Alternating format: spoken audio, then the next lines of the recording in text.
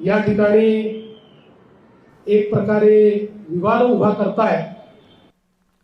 तर कोश्यारींना पद्मभूषण दिल्यानं विरोधकांनी टीकास्त्र डागलेलं आहे। कोश्यारी एक विकृत व्यक्तिमत्व आहे असं सपकाळ यांनी म्हटलंय। शिवरायांचा अपमान करणाऱ्याला पद्मभूषण कसं दिलं जाऊ शकतं असा दानवेंनी सवाल उपस्थित केलाय।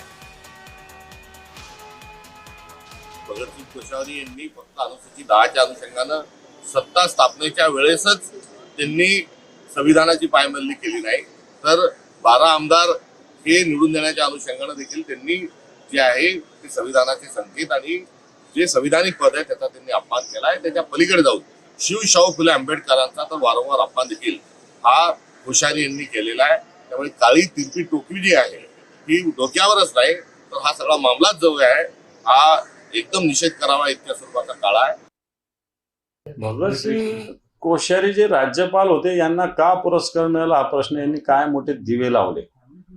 यांनी छत्रपती शिवरायांचा अवमान केला, यांनी महात्मा ज्योतिबा फुलेंचा अवमान केला, बरं एकदा नाही वारंवार केला, आणि अशा व्यक्तीला आपण का हा पुरस्कार दिला हा निश्चित मनातला प्रश्न आहे। परंतु सरकार आहे अशी त्यांची चाटणाऱ्या बहुता मी सगळ्या विषयी ऑब्जेक्शन घेणार, पण भगतसिंग कोश्यारी सारख्या व्यक्तीला अशा पद्धतीनं पुरस्कार देणं चुकीचं आहे।